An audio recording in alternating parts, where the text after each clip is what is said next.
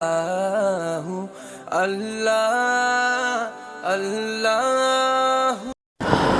باللہ من الشیطان الرجیم بسم اللہ الرحمن الرحیم۔ خواتین و حضرات السلام علیکم ورحمۃ اللہ وبرکاتہ ومغفرتہ۔ پروگرام احکام شریعت اور فقہ حنفی سے متعلقہ مسائل کے ساتھ حاضر ہیں۔ لیکن انہوں نے یہ جو فرمایا کہ اگر ہم باہر کوئی آدمی موجود ہے لیکن اس کو موبائل نہیں دیتے ہیں اور واش روم میں لے جاتے ہیں، اس میں قرآن پاک موجود ہے تو کیا حکم شرع ہوگا؟ یہ گناہ ہے یا بے ادبی؟ دیکھیں، یہ بے ادبی ضرور ہے، لیکن یہ وہ والی بے ادبی نہیں ہے کہ جس پر گناہ مرتب ہوتا ہے، کیونکہ ہمیشہ یاد رکھیں گناہ اور ثواب کا تعلق پہلے تو براہ راست قرآن و حدیث سے ہوتا ہے، جس کو اللہ رسول نے منع کیا اور سختی سے منع کیا وہ گناہ کے اندر آتا ہے، اور پھر فقہائے کرام ہوتے ہیں کہ جو بعض چیزوں کو منع کرتے ہیں، اور چونکہ فقہا کی اطاعت واجب ہے قرآن پاک میں، یا ایھا الذین آمنوا اطیعوا اللہ واطیعوا الرسول واولی الامر منکم، اولی الامر منکم یعنی تم میں سے جو حکم والے ہیں ان کی بھی اطاعت کرو، اور ان میں فقہا علماء داخل ہیں، گویا کہ ان کا حکم ماننا بھی واجب ہے کیونکہ اللہ نے حکم فرمایا، تو پھر بھی گناہ کی صورت بنتی ہے۔ لیکن اگر نہ علماء منع کریں، نہ قرآن نہ حدیث، تو پھر ہم عرف عام کی بنا پر بعض چیزوں کو بے ادبی ضرور کہتے ہیں لیکن گناہ نہیں ہوتا، تو لے جانا آپ کا گناہ نہیں ہوگا اگرچہ ادب کے خلاف ہے۔ ایک مزید کالر ہیں، پہلے کال لیں گے۔ السلام علیکم۔ یہ کہتے ہیں کہ فجر کی نماز کی جماعت کے بعد بعض لوگ شروع میں سنت نہیں پڑھ پاتے، وہ آ کے سیدھے جماعت میں شامل ہو جاتے ہیں اور جماعت کے بعد سنتیں پڑھتے ہیں، کیا حکم شرع ہوگا؟ ابھی جو میں نے بچے کو روکا، ہمارے بھائی کو اسی لیے روکا تھا، یہ کویسچن آیا ہوا تھا، آپ نے دیر سے جوائن کیا ہوگا تو آپ کا جواب بھی اسی میں ہوگا۔ لیکن نبی کریم صلی اللہ علیہ وسلم کی حدیث مبارکہ کے مطابق جب طلوع فجر ہو جائے تو آفتاب یعنی سورج نکلنے تک سوائے سنن فجر کے اور کوئی نوافل جائز نہیں ہوتی۔ ایک تو بات یہ، دوسری بات یہ کہ یہ جو سنتیں ہیں ان کا محل جو ہے صرف فرض سے پہلے ہے، اگر فرض سے پہلے نہیں پڑھی تو یہ حقیقتاً پھر سنت نہیں رہتی، یہ نوافل میں تبدیل ہو جائیں گے۔ اگر آپ اس کو فجر کی جماعت کے بعد پڑھیں گے تو یہ حقیقتاً سنن فجر نہیں ہیں بلکہ یہ تو نوافل ہیں اور سرکار نے منع فرمایا۔ لہٰذا ہم نے پہلے بھی بارہا آپ کو بتایا، اگر کوئی لیٹ آیا اور اس کو یقین ہے کہ میں سنتیں پڑھ کر جماعت میں شامل ہو سکتا ہوں، چاہے التحیات میں شامل ہوں، تشہد میں سلام سے پہلے شامل ہو جاؤں، تو وہ الگ سنتیں پڑھے اور پھر آ کر جماعت میں شامل ہو، سنتیں چھوڑے نہیں۔ لیکن اگر آپ کو یقین ہے کہ امام صاحب سلامی پھیر دیں گے تو سنت چھوڑ دیں اور جماعت میں شامل ہو جائیں۔ اب یہ آپ کو اگر آپ پڑھنا چاہیں، اس کی قضا امام اعظم کے نزدیک تو نہیں ہے، امام محمد فرماتے ہیں کہ پڑھ لیں۔ اب آپ پڑھیں گے سورج طلوع ہونے کے بعد 20 منٹ تک ویٹ کریں، یعنی سورج کی پہلی کرن نکل کے 20 منٹ تک، اس کے بعد آپ چاہیں تو ان سنن فجر کی قضا ادا کریں، اور وہ بھی امام اعظم کے قول کے مطابق تو نہیں، امام محمد کے مطابق آپ کرنا چاہیں تو کر لیں، لیکن جماعت کے فوراً بعد یہ سنن پڑھنا، اس سے آدمی گناہگار ہوگا اور نبی کریم صلی اللہ علیہ وسلم کی قول کی مخالفت لازم آئے گی، اس پر توبہ کرنی ہوگی۔ ہمارے بہت سارے بھائی بہن چونکہ مطلب باقاعدہ نمازوں کے مسائل سیکھے نہیں ہوتے اور وہ عمومی طور پہ نمازیوں سے مشورہ کر لیتے ہیں، اور اگر کوئی غلط قسم کا ایسا نمازی مل گیا جو نمازی تو ہیں لیکن ان کو دینی مسئلے نہیں پتہ، تو وہ غلط مسئلہ بتا کے خود بھی گناہگار ہوتے ہیں، یہ بھی گناہگار ہوتے ہیں۔ اس لیے مسائل کوشش کریں گے اپنے علاقے کے علماء سے معلوم کیے جائیں۔ ایک مختصر سا بریک لیں گے، ہمیں یقین ہے آپ ہمارے ساتھ ہی رہیں گے۔ بسم اللہ الرحمن الرحیم۔ بہن نے فرمایا کہ میں نے شوہر سے پوچھا تھا کہ آپ مجھے طلاق دے دیں گے، تو انہوں نے کہا طلاق طلاق طلاق۔ تو میں نے کہا یہ آپ نے کیا کیا؟ تو انہوں نے کہا میں تو ایسے ہی مذاق کر رہا تھا، یہ اس طرح طلاق نہیں ہوگی۔ دیکھیں، پہلے تو میں ایسے تمام شوہر حضرات سے، اور کتنی بہنیں مجھے اس طرح میسیجز کرتی ہیں کہ شوہر نے کر کے پھر دانت نکال کے ہم تو مذاق کر رہے تھے۔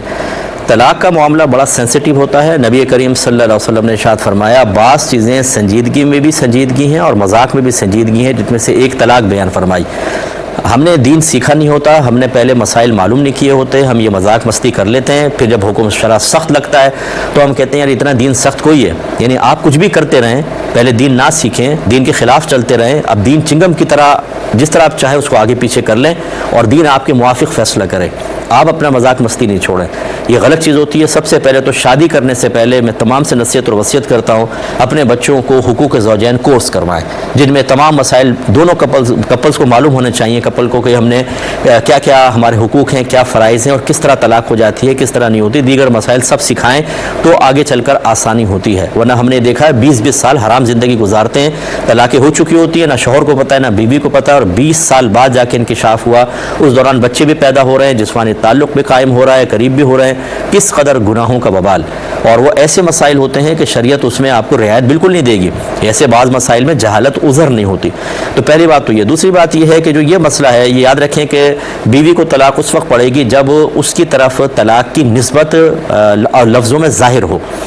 یا شوہر اپنی نیت ظاہر کر دے۔ مثال کے طور پہ لفظوں میں ظاہر، جیسے میں نے تجھے طلاق دی، یا کوئی کہے میری بیوی کو 3 طلاق، یا کوئی شاہدہ نام ہے تو شاہدہ کو 3 طلاق، یا اشارہ کر دے اس کو 3 طلاق، تو یہ اس نے نسبت قائم کر دی، یعنی طلاق کا تعلق اس ذات کے ساتھ کر دیا ہوگی۔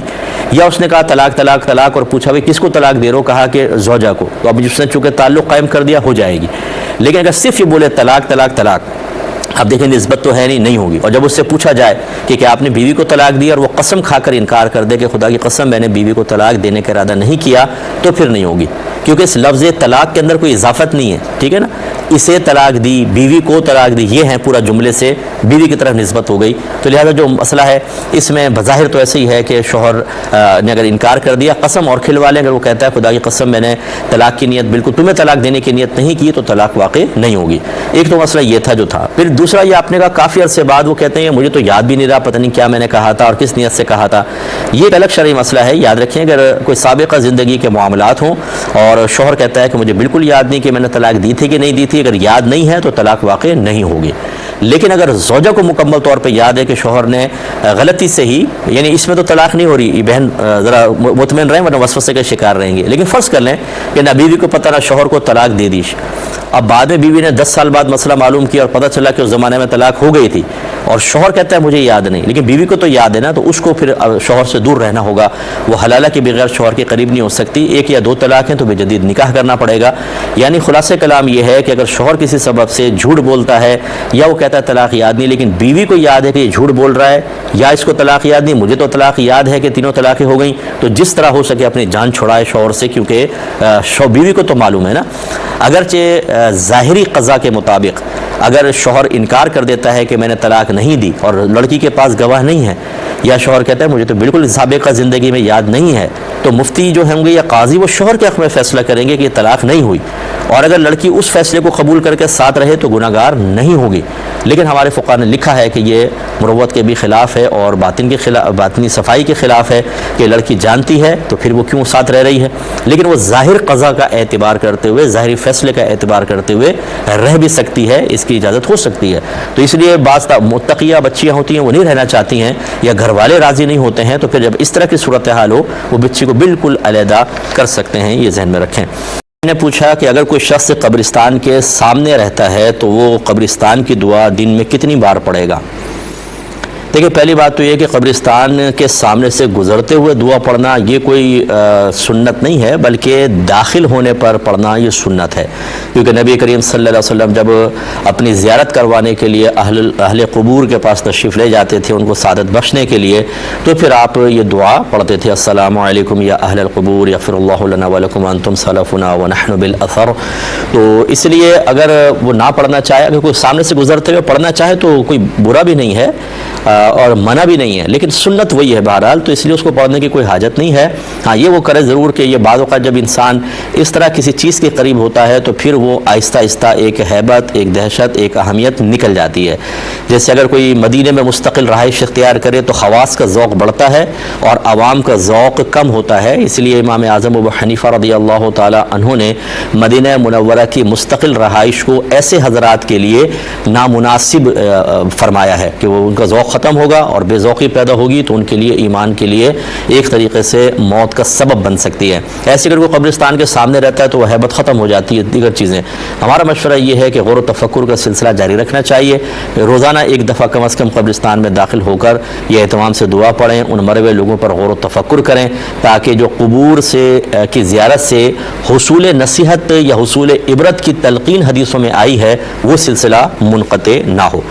ایک یہ بہن نے پوچھا کہ اگر کوئی کسی عورت کے پیٹ میں 6 ماہ کا بچہ تھا پھر وہ فوت ہو گیا تو اس کا نام رکھا جائے یا نہ رکھا جائے، اور ہم نے نہیں رکھا تھا کہ اب رکھ سکتے ہیں کہ نہیں؟ دیکھیں 4 ماہ میں بچے میں روح پھونک دی جاتی ہے، گویا کہ وہ زندگی آ جاتی ہے، اسی لیے 4 ماہ کے بعد بغیر کسی عذر کے ابورشن کرانا، یہ علماء نے لکھا ہے کہ جیسے ایک انسان کو قتل کر دینے کی مثل ہے۔ اس کا مطلب ہے جب پیٹ میں بچہ زندہ تھا تو اس کا نام رکھنا چاہیے۔ ہاں باقی یہ کہ اگر وہ مردہ پیدا ہوا ہے تو جو دیگر احکام شرع ہیں کہ اس کو غسل دینا، نماز جنازہ اور اسی طریقے سے اس کو باقاعدہ کفن دے کے دفنانا، اس کا اہتمام کی حاجت نہیں ہے۔ وہ زندہ بچہ اگر پیدا ہو کے زندہ ہوتا ہے تو یہ باقی شرعی احکام، ورنہ نام ضرور آپ رکھ دیں اس کا کہ بروز قیامت انشاءاللہ وہ نام کے ساتھ اٹھایا جائے گا، وہ زندہ بھی ہوگا اور پھر وہ ماں باپ کی شفاعت بھی کرے گا۔